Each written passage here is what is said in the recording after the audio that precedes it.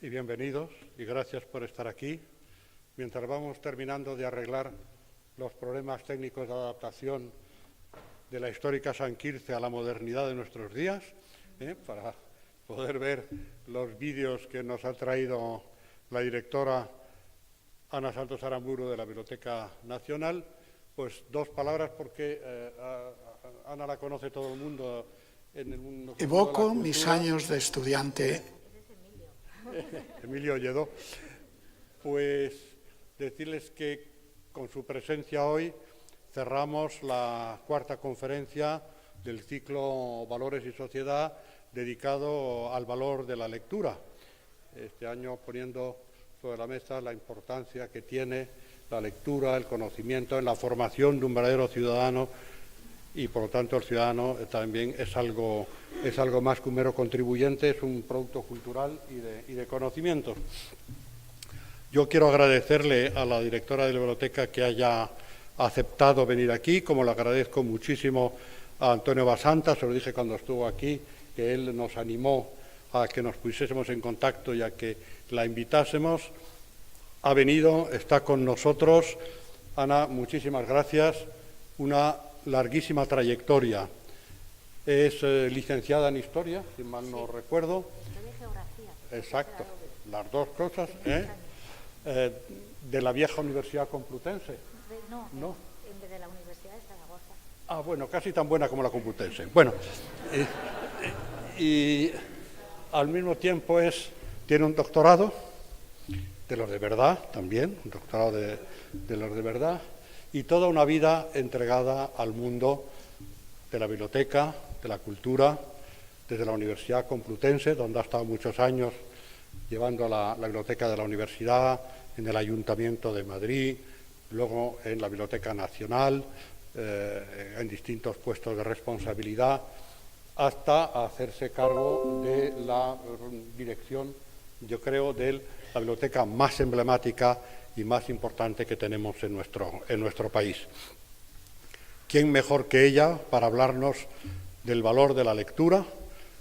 Esa reflexión que empezamos con el director de la Real Academia de la Lengua, Darío Villanueva, y que hoy cerramos con otro gran personaje de la cultura que es Ana. Los dos, por cierto, han estado en el jurado del Premio Princesa de Asturias.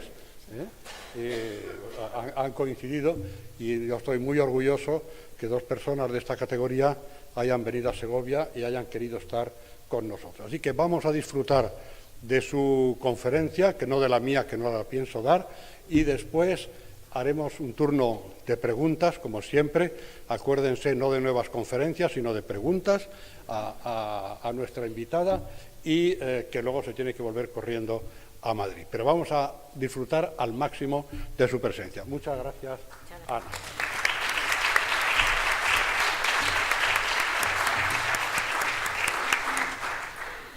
Bueno, muchísimas gracias, Álvaro, por las palabras cariñosas de presentación. Y para mí, desde luego, es una enorme satisfacción estar aquí, estar en Segovia, que me hayáis invitado a participar en este ciclo que considera la lectura como un valor fundamental de la sociedad. Es un honor, además, compartir presencia con personas como Darío Villanueva, Antonio Basanta y las otras personas que han participado, y además cerrarlo. O sea que muchísimas gracias por contar conmigo, porque contar conmigo no es contar con Ana Santos, es contar con una institución como es la Biblioteca Nacional, que para mí es una enorme satisfacción poder ir hablando, en este caso hablaré menos, pero algo, del significado y el valor de esta importantísima institución cultural que tenemos en nuestro país. Voy a procurar ser breve. No he traído PowerPoint, pero sí he traído 3 vídeos que duran unos minutos, pero creo que pueden servir como marco para ilustrar las palabras y el mensaje, sobre todo, que les quiero transmitir. ¿Qué quiero contar? ¿Cómo va a ser mi charla? Pues sobre lo primero que quiero hablar es sobre el valor de la permanencia de la palabra, es decir, este invento maravilloso, este milagro que es la invención de la escritura en su momento, sobre el significado que ha tenido que esa permanencia, ese soporte, ese libro haya podido llegar cada vez a más personas.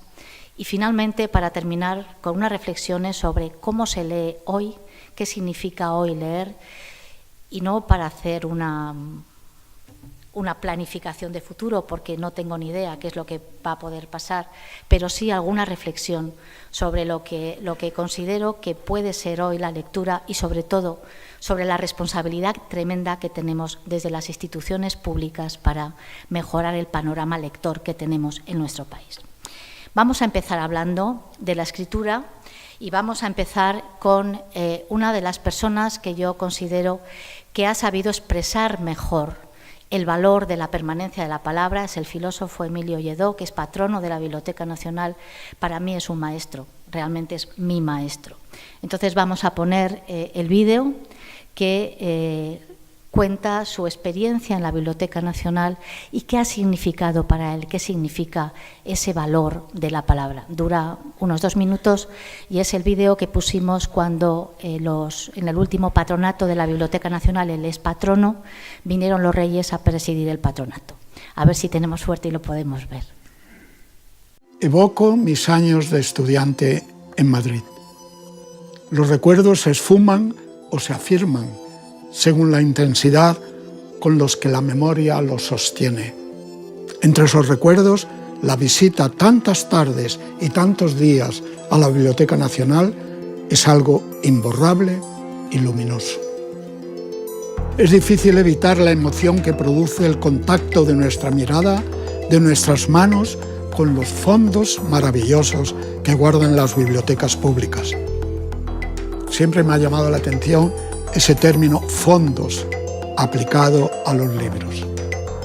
Fondo quiere decir, según una de sus acepciones en el DRAE, en el diccionario de la Real Academia, superficie sólida sobre la cual está el agua. No solo pues conjunto de bienes o de libros, sino ese fundamento sobre el que se alza la memoria. Un fondo sólido donde se mueve el agua de la vida, la luz de los ojos, y que en el cambio de las generaciones va dando suelo al tiempo y surcos a la historia. Algo de esto pensaba en las inolvidables horas que he pasado en la Sala Cervantes de la Biblioteca Nacional, buceando en ese fondo marino sobre el que se ha asentado el tiempo de miles de lectores, los sueños, las esperanzas, los desencantos, las alegrías, la luz, la sensibilidad, la sabiduría y, sobre todo, la lucha por entender el mundo, por interpretarlo, por decirlo. Ese descubrimiento de la cultura, de la comunicación con el lenguaje de los otros, de la historia y de las palabras que la cobijan y la dicen, constituye la esencia, la forma más profunda del ser humano.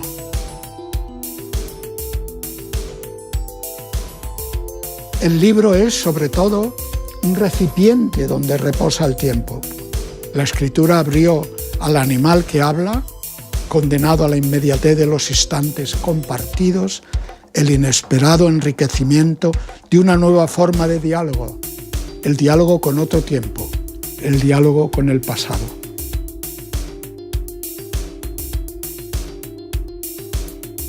Porque para que ese animal que habla, en los largos siglos en los que dominaba la oralidad, pudiera entenderse, necesitó el cobijo del presente, del ahora hecho voz, oído, mirada. Muchas gracias a Radio 3 por estar aquí en la Biblioteca Nacional. Nos encanta ver este... El ser de las palabras no podía perdurar en la oralidad, igual que no habría surgido la escultura con la idea de la belleza de Fidias o Praxíteles si hubiese faltado el mármol donde se esculpía. Y hay como un gozo especial, un gozo físico al tocar esas obras, al escuchar el murmullo de sus páginas cuando las hojeamos. Un murmullo tan diverso, tan distinto, y que se debe, al parecer, a la contextura del papel o el pergamino. Una voz como la del mar de 1000 voces, que dice Homero, y que nos habla con 1000 resonancias con múltiples sonoridades. La flor de la maravilla de amistad, coronado por el fuego. Un singular placer para nuestros sentidos, el que nos ofrece el contacto real con esas misteriosas, silenciosas y paradójicamente locuaces criaturas. Bueno, pues en este vídeo no se puede expresar mejor, yo creo que desde luego no soy capaz de expresar mejor el valor de la palabra. El valor de la palabra no es nada frente al significado de su permanencia. Ese soplo semántico que con el que el propio Emilio define la palabra, permaneció en un soporte a través del milagro de la escritura. Ese milagro, yo creo que la escritura es el mayor invento que el hombre ha tenido a lo largo de la humanidad, es el que le ha permitido fijar su memoria. Y fijar su memoria significa que luego pueda ser recuperada. Y la forma de recuperarla es que llegue a otros. Otros lean esas ideas, las aprendan, las asimilen y las mejoren en la medida de lo posible. Y este es, ni más ni menos, el secreto del avance y el desarrollo de las sociedades y la humanidad. Si no hubiéramos tenido soporte donde fijar estas ideas, hoy no estaríamos aquí. Y desde luego no seríamos lo que somos, de eso no tenemos la menor duda. Pero si no hubiéramos tenido, además, unas instituciones, que son las bibliotecas, donde esos libros se conservan y se transmiten, posiblemente hoy tampoco estaríamos aquí. De eso va a versar mi charla. Pero es fundamental también pensar en la lectura. Esos libros no tienen ningún sentido si no son leídos. Esos libros, esos textos viven porque el lector es capaz de hacerlos suyos y a través de ellos vence al tiempo y vence su propia miseria como ser humano. Sin que el lector no existiera, si no hubiera existido ese lector, nunca, jamás, la lectura hubiera podido ser interpretada. Y por lo tanto, esas ideas que han permanecido en ese soporte en algún momento determinado, nunca hubieran tenido el menor valor. En la última conferencia, que si pueden leer, se la recomiendo, que Mircea Cartarescu, el autor rumano, cuya feria del libro, ya saben que este año Rumanía es el país invitado, dio como conferencia inaugural de la feria, que bajo el título de la utopía de la lectura, dice esto, que creo que define muy bien el valor de la lectura y el significado de la permanencia de la palabra. Solo cuando ya no lees libros, sino que lees la propia lectura, comprendes que la lectura eres tú mismo y que no has encontrado en ningún libro nada que no estuviera en ti desde el principio. De aquí la importancia trascendente y fundamental que a lo largo de la humanidad ha tenido la capacidad de acceder al texto escrito. Esta capacidad de acceder al texto escrito es la que ha marcado y ha hecho evolucionar nuestra sociedad a lo largo de muchísimos años. Vamos a hacer una brevísima, muy breve, porque ya veo que el tiempo pasa muy deprisa, pero sí que creo que es importante hacer un brevísimo recorrido sobre lo que esto ha supuesto. Empezaremos por nuestros clásicos, por nuestra Grecia clásica, de cuyas ideas todavía hoy nos alimentamos tantos tiempos después.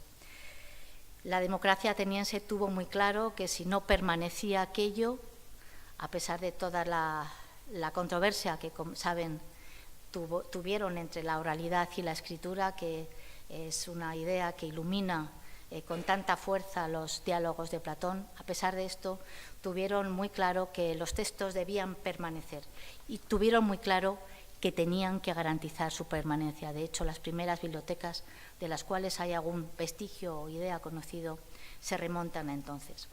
Pero yo creo que fue en el siglo II cuando se produjo la primera gran revolución del libro. Hablamos del siglo II, ya después de Cristo, que fue una revolución que en su momento fue tan importante como ahora es la revolución digital, la revolución tecnológica, que fue el paso del rollo al códice. Y traigo esto aquí simplemente como anécdota o como reflexión previa para explicar que esa revolución, que hoy ha dado lugar a otro pequeño vídeo breve también, pero que es gracioso y tiene su impacto sobre qué supuso en un scriptorium medieval para un monje acostumbrado a leer rollos, tener que pasar a un códice, es decir, a un libro encuadernado, con tapa dura, con páginas, con índices y que en vez de leer así, hojeaba, es decir, pasaba páginas.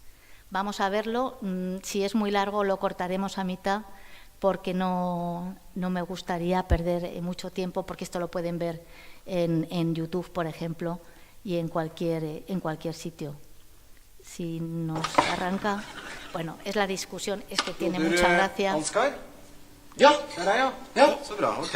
Ja, hei du. Por lo grande porque salen subtítulos. Ja, hva gjelder det? Ja, det er denne her. Ja, vil du sitte? Takk. Ja. Jaha? Ja, så jeg har ikke fått gjort noen ting hele formiddag, jeg. Nei, jeg beklager at det tar tid, altså, skjønner du, vi holder på å legge om til et helt nytt system, og da skal alle ha hjelp på en gang, vet du.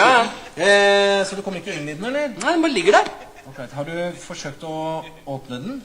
Ja, åpne den, altså hvis det hadde vært så enkelt, så hadde jeg jo ikke tilkalt helpdesk, hadde jeg vel? Nei, det er sant. Nei. Vil du ha en kopp varmt vann? Nei, da, det skal være fort gjort, det skal vi se. Du bare gjør der. Sånn. Ja, da er du i gang. Ja, altså så langt kom jeg også. Ok. Men så stoppet det opp, og så var jeg redd for at noe av teksten skulle forsvinne, så jeg turte ikke å gå videre. Åja, ok. Nei, men du skjønner at inni her, så ligger det kanskje flere hundre sider med lagret tekst. Så for å komme videre, så tar du tak i et ark på den måten her, og så liksom blar du over på neste side sånn. Da fortsetter teksten der. Jeg blar, altså? Du blar, ja. Men når jeg skal tilbake, da? Ja, da bare blar du tilbake igjen. Tar tak der, og så sånn. Der, så er du tilbake til den teksten du hadde sa. Ikke noe... Ok, så den slutter der, og så fortsetter den der, ja. Ok, men når jeg skal avslutte for dagen, hva gjør jeg da? Da bare slår du sammen permene. Ja? På den måten der. Sånn. Da er lukket der, ligger alt lagret inni der. Altså, jeg risikerer ikke å miste noe av teksten her nå? Nei, alt ligger lagret inni her nå. Da må du i tilfelle sette fyr på hele greia. Det er kanskje lite sannsynlig. Så. Ja, ok. Nei, men for det er noe med det at liksom, når du har holdt på med skriftruller, så tar det litt grann tid å konvertere til å bla i en bøk. Ja. Ja, det var det litt. Det er greit? Ja, men du, før du går, jeg vil bare gå gjennom en gang til. Altså, jeg åpner... Sånn, og så, hva du kalte det? Blar. Jeg blar. Ja, blar videre. Blar frem og tilbake. Ja, teksten ligger der helt. Ja, og når jeg er ferdig, så bare lukker jeg den. Oi. Flott. Fint det. Kjempefint. Ja, flott det. Ja, men du, vent, ikke sant? Nå er den sånn igjen, nå får jeg ikke åpnet den. Nå får jeg ikke åpnet den. Ja, det er fra feil side. Du må åpne fra andre siden. Så det er ikke likegyldig det, altså? Du må åpne fra den siden der. Sånn. Der. Der er den åpnet. Ja vel. Har du lest manualen, eller? Manualen? Jeg skal følge med sånn manualen som brukerveiledning. Det er sikkert den der. Der, vet du. Åja, den, ja. Alt sammen. Ja, men ikke sant, der har du samme problemet. Får den ikke opp. Åpnet den. Ok, det skulle vi kanskje ha tenkt på. Bueno, pues esto que tiene mucha gracia es la recreación de un scriptorium medieval de un monasterio. Realmente esto es una parodia, pero pasó, ocurrió. La controversia que hubo entre los eruditos, los pocos a los cuales entonces llegaban los textos escritos, sobre la pérdida de conocimiento y de asimilación de ese texto que suponía el paso de un rollo a un códice, pues bueno, podemos pensar ahora que quizá nos ocurra lo mismo cuando pensamos en que existen o puede haber otras maneras de leer y de asimilar textos. Luego, la historia nos ha demostrado la perspectiva histórica siempre tan necesaria para poder juzgar, nos ha demostrado que hoy seguimos utilizando el formato códice, el formato libro, exactamente igual que ocurrió en el siglo II y que no ha pasado nada, que el libro como tal, es decir, como un soporte al cual se va a buscar conocimiento, nunca ha desaparecido. Pero sigamos un poco con la historia. Vamos a pasar, como digo, muy brevemente, porque hay muchas cosas que contar.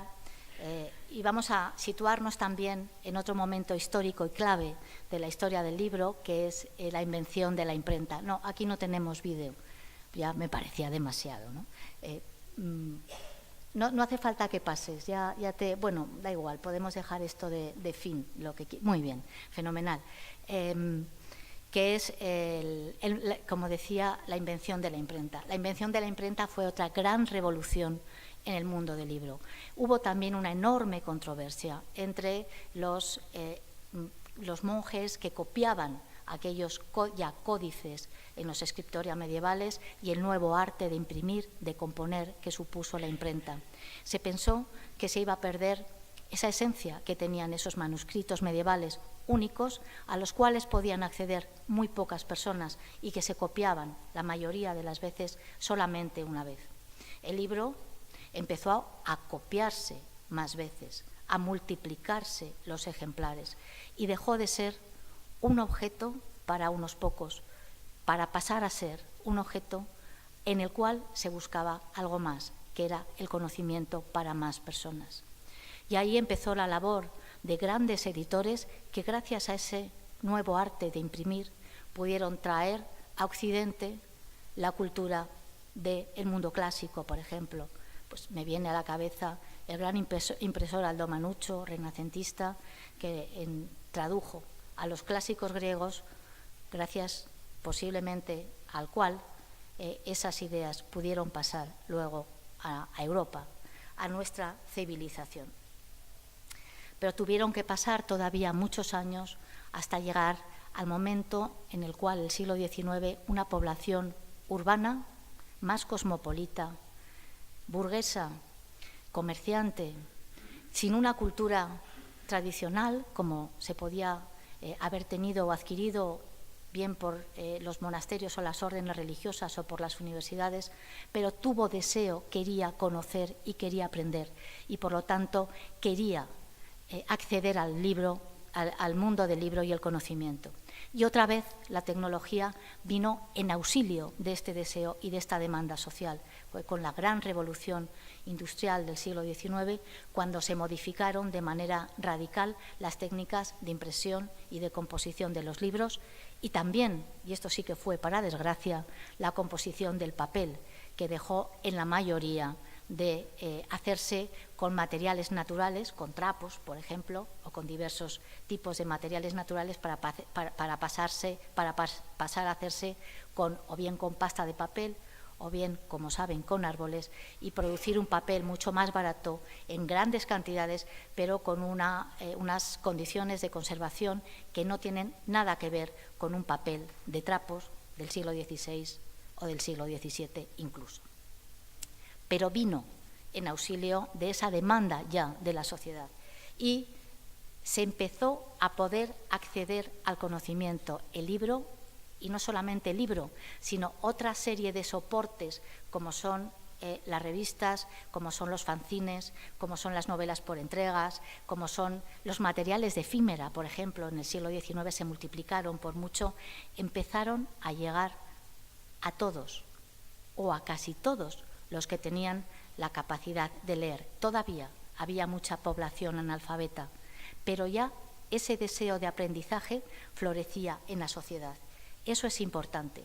Y es importante también otro dato, otro hecho que ocurrió en esta época. La lectura dejó de ser un hecho compartido y colectivo. Hasta ese momento, quien podía acceder a un libro, pues posiblemente lo hiciera bien en tertulias, uno leía, otros escuchaban, bien en monasterios, donde la lectio era la práctica a través de la cual el resto llegaba a ese conocimiento. La lectura empezó a ser un acto íntimo y, por lo tanto, un acto en el cual el lector podía sentir una de las claves que hacen a un lector de raza de verdad, que son las emociones. Uno, si oye, no se puede emocionar de la misma manera que si está leyendo y asimilando ese texto solo, individual y por sí mismo, ¿no? Eso es también importante. Llegamos al siglo XX. ¿Qué ocurre? Lo que nos está pasando hoy. La gran revolución tecnológica Internet, las tecnologías de la información que nos invaden.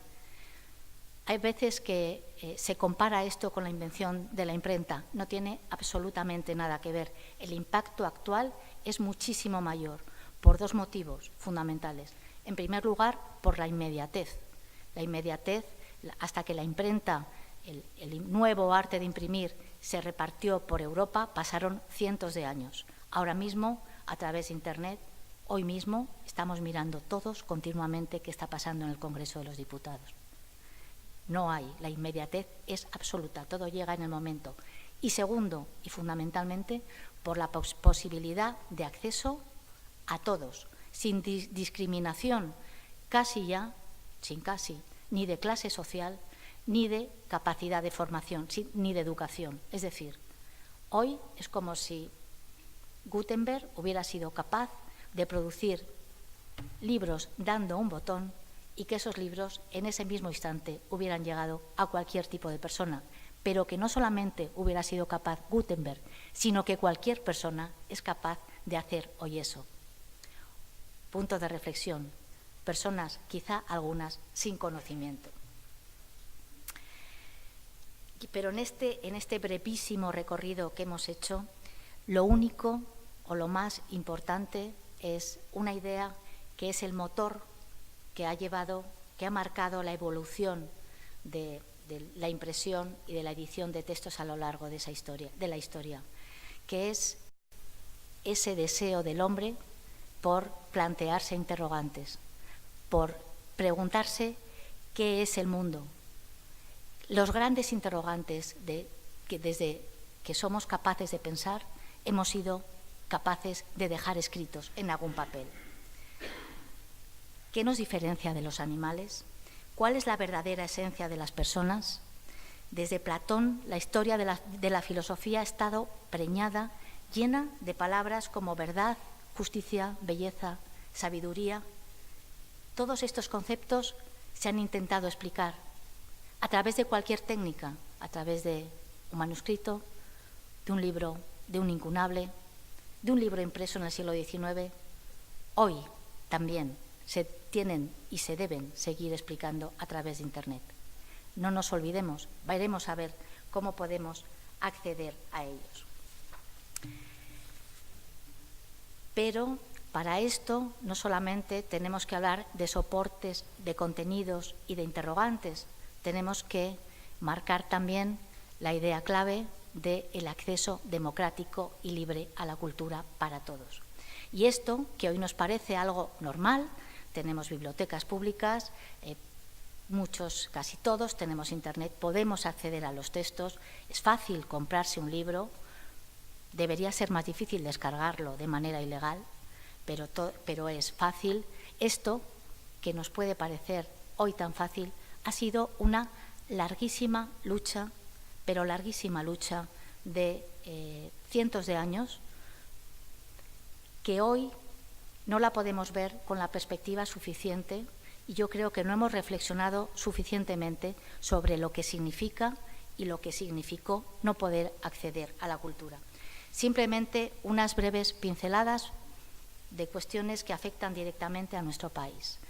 En nuestro país las bibliotecas no existen como tales, ni se conoce, ni nadie habla de ellas, hasta Carlos III y la Ilustración, que pensó, a lo mejor con el conocimiento se puede mejorar la sociedad. Hablamos casi de ayer, en comparación con lo que es la historia del texto escrito. Pero es más, a lo largo del siglo XIX se iniciaron diversas políticas, dependiendo los tipos de gobiernos, para impulsar la educación, la cultura y las bibliotecas. Pero realmente ningún esfuerzo dejó hechos que luego, o bien los gobiernos siguientes, o bien las condiciones políticas, económicas y sociales, se pudieran permitir el lujo de aprovechar.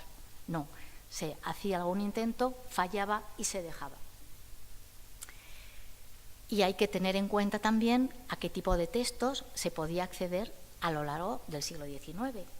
Por ejemplo, la primera reglamentación de bibliotecas que encontramos, que se remonta a 1869, dice que las únicas lecturas convenientes son historia, urbanidad e higiene, oficios y agricultura.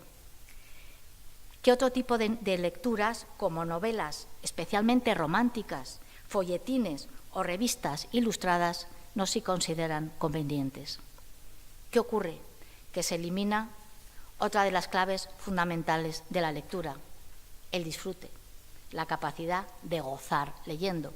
Si tú ibas a una biblioteca y encontrabas solamente libros de higiene y oficios y te gustaban las novelas románticas, pues evidentemente no leías. Otro dato más importante. Hasta 1837 el acceso a las mujeres a la Biblioteca Nacional estaba prohibido. Solamente podían acceder hombres. Y fue una mujer, Antonia Gutiérrez, autora de un diccionario histórico y biográfico de mujeres, que rompió la norma vigente desde 1711 y la rompió en 1837 a través de un acto de valentía pidiendo una licencia especial para poder entrar en la Biblioteca Nacional. Hablamos de 1837, o sea, ayer. Desde entonces las mujeres entran y desde hace poco las mujeres que entran se les pone una pegatina que pone lectoras, porque hasta hace muy poco incluso poníamos una pegatina a una mujer que ponía lector. Muy mal. Para reflexionar. Sin embargo, tuvo que ser ya, podemos ver la primera consolidación de todas estas ideas o de todos estos intentos en la Segunda República con las misiones pedagógicas que, como todos sabemos y conocemos la historia, duraron muy poco tiempo, y aunque desde luego la labor que las misiones hicieron fue muy encomiable, pero las consecuencias hoy pues todavía no hemos sido capaces de alcanzar ese nivel, ¿no?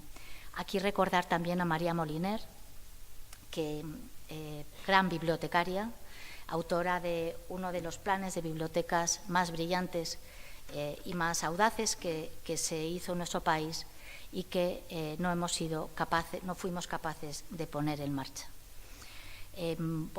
Después de la guerra, la política bibliotecaria brilló por su ausencia y sobre todo su deseo de ambición, y desde que tenemos democracia, desde la Constitución y sobre todo desde que las competencias bibliotecarias están transferidas, pues los logros oscilan directamente relacionados con el impulso de las distintas comunidades autónomas, de las distintas administraciones locales o autonómicas que dedican más o menos presupuesto o impulsan más o menos el desarrollo de las bibliotecas.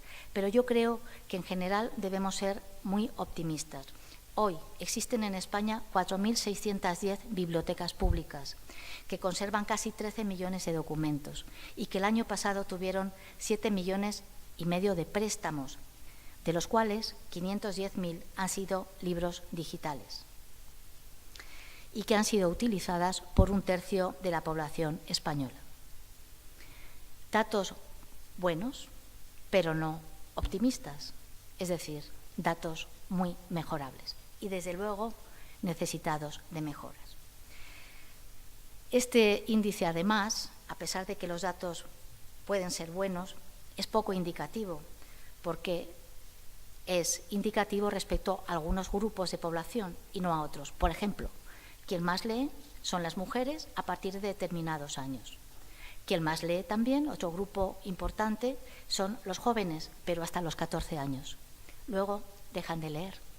Pensemos en estos grupos, por qué lo hacen y por qué dejan de hacerlo, y trabajemos en proyectos de fomento de la lectura para que ese índice no se focalice solamente en grupos determinados de población, sino que pueda ampliarse a todos los grupos de población. Esto hoy, en un mundo, ya tengo que ir acabando, en un mundo en el que la tecnología nos invade, pues tenemos que ser conscientes que hablar de lectura no podemos hablar solamente en el sentido tradicional de coger un libro en papel, abrirlo, asimilarlo y leerlo. Sobre todo teniendo en cuenta que hablamos de un modelo de sociedad que ha cambiado de manera radical y de manera sobre todo muy rápida y por lo tanto muy difícil de asimilar y muy difícil de comprender y sacar conclusiones lógicas y válidas en tan pocos años, y que estamos en una sociedad globalizada con unos comportamientos de consumo cultural iguales para todos. El modelo de consumo es Netflix. Vamos a consumir series, ya casi ni vemos televisión y acudimos a un consumo cultural que nos viene impuesto desde fuera, pero al que todos nos sumamos. ¿Cómo hacer con este modelo que sabemos que nos invade y nos va a seguir invadiendo y que además es bueno en sí mismo, no tiene por qué ser malo? ¿Cómo hacer para ser capaces de fomentar o de ayudar o de impulsar eso que necesitamos tanto, que es la formación de ciudadanos libres, con pensamiento crítico propio, con capacidad de compromiso, de un compromiso importante en esta sociedad, pero que puedan ser capaces de diferenciar la verdad de la mentira, la manipulación de mis creencias, lo que quiero hacer o lo que está haciendo el colectivo, cómo hacerlo en esta sociedad. Realmente muy difícil. Me gustaría tener la solución. No estaría aquí, sería una gurú. Sobre todo en un momento en el que el modelo de libro entendido como tal desaparece, ¿no? Roger Chartier, que quien sea amante de la historia del libro le conocerá, dice algo así como: hoy el lector recibe datos, fragmentos. El libro como creación, como identidad cultural y como identidad estética se desmorona. Yo no tengo este punto de vista, no es tan extremo.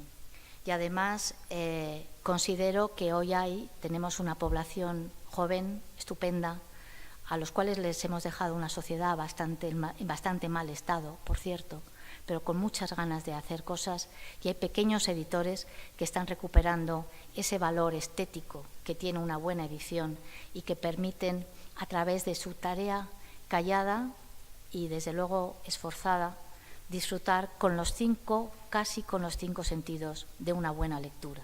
Las pequeñas editoriales están haciendo una grandísima labor dentro del mundo del panorama editorial español. Traen autores que de otra manera no hubiéramos conocido y desde luego han hecho un trabajo excelente en algo que es fundamental, que es en el libro infantil y juvenil. Pero tenemos que saber que tenemos que trabajar de otra manera. La lectura digital ha crecido un 18% en los 5 últimos años. En el año 2017, el último barómetro de lectura que se ha presentado, un 76,3% de las personas encuestadas se declaran lectores de contenidos digitales. Algo evidente. Quien no lee hoy la prensa en dispositivos móviles, quien no está dentro de unas redes sociales, quien no busca información en la web. Pero este es el tipo de lectura entendida como un hecho íntimo, redentor y sobre todo como canal de aprendizaje y como vía de conocimiento. Retomaremos otra vez a Emilio Lledó. Las palabras de la literatura constituyen el más amplio y luminoso espejo con el que nos identificamos en cada acto de lectura y en cuya mirada renovamos continuamente nuestro deseo de búsqueda de un ideal. ¿Hacemos esto con la lectura digital? ¿Buscamos ese ideal, esa explicación que necesitamos muchas veces para entender lo que nos está ocurriendo a nosotros? ¿Lo buscamos en Internet?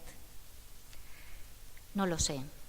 Sobre este tema son muchísimos los estudios y son muchos los estudiosos e investigadores que intercambian teorías. Sinceramente, creo que ya lo he dicho, pero es importante ser prudente y tener la certeza de que no tenemos la distancia histórica suficiente para poder juzgar lo que hoy está pasando. ¿Lo juzgarán nuestros hijos, nuestros nietos? No lo sé. Pero lo que sí que debemos saber es que esta revolución tecnológica nos abre nuevos caminos. Y abre nuevos caminos, sobre todo, para la gente más joven. Y es un reto al que tanto los centros de enseñanza, las familias y fundamentalmente también las instituciones públicas debemos responder. Debemos responder ofreciendo lo que nos están demandando. Y necesitamos algo más que estudios y teorías. Necesitamos acción. Necesitamos hacer algo, porque la tecnología y, sobre todo, quien la está utilizando va mucho más deprisa que nosotros. Es decir, nos tienen que ayudar y nos tienen que aconsejar para decirnos: queremos esto, necesitamos esto, nos gustaría esto. ¿Lo hacemos? Esto es lo que hemos iniciado en la Biblioteca Nacional. Ahora sí que ponemos un pequeño vídeo también de 3 minutos con un laboratorio de ideas, de la Biblioteca Nacional, que lo que pretende es ofrecer los contenidos digitalizados de la Biblioteca Nacional a los jóvenes para que se puedan utilizar de otra manera. Y vamos a ponerlo. Esta es la Biblioteca Nacional de España. Está aquí. Y aquí. Y aquí. También está aquí. Y aquí. Y aquí.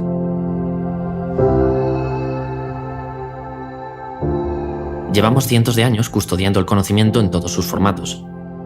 Somos conservadores, restauradores, archivistas y bibliotecarios.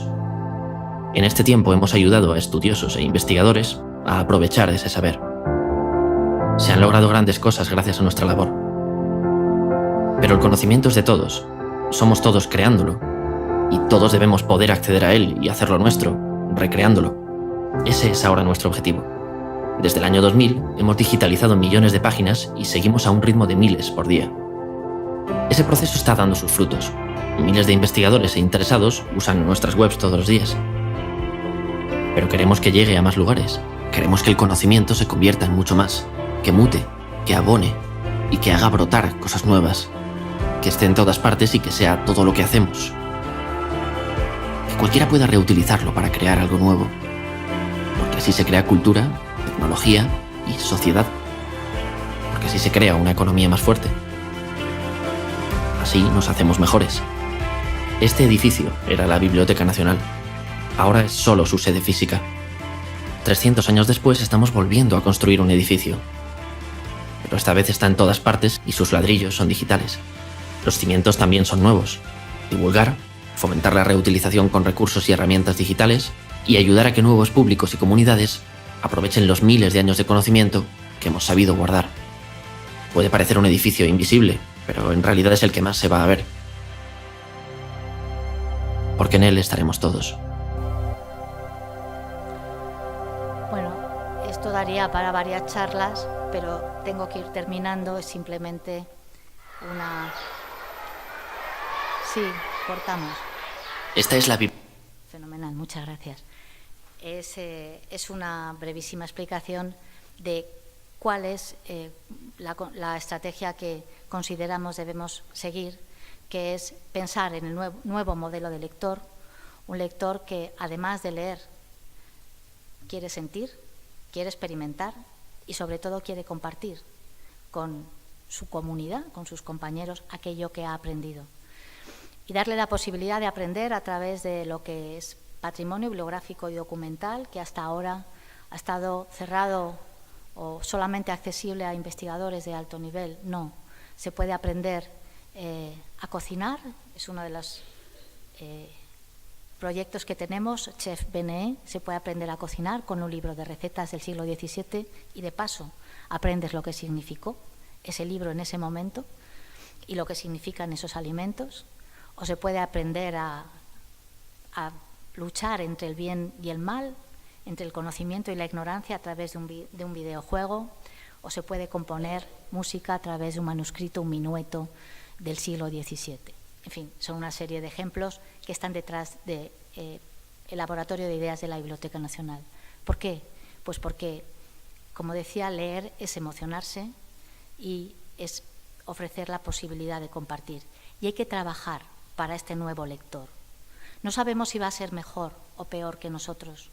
No sabemos si la capacidad de asimilar los textos que hoy tienen nuestros jóvenes es exactamente igual a la que tuvo mi generación, por ejemplo. Posiblemente no. Yo creo que será distinta.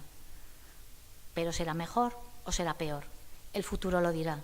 Y mientras tanto, lo que no podemos hacer es lamentarnos diciendo que nuestros jóvenes no leen.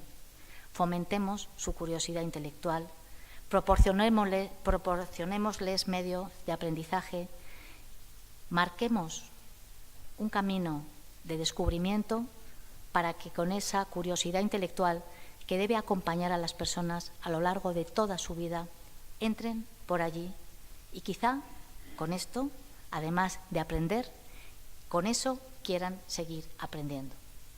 Esto es lo que creo que hoy es el mundo de la lectura.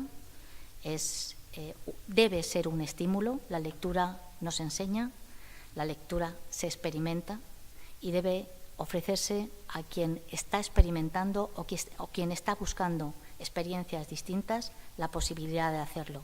Luego, de eso dependerá su futuro y, sobre todo, dependerá o le podremos poner en las manos las herramientas posibles para que él o ella, por su propia iniciativa, pueda encontrar aquello que está buscando. Y así, y esta será la única manera que en esa frágil tablilla de cera de nuestras almas podremos escribir la más hermosa historia de nuestras vidas. Nada más. Muchas gracias a todos.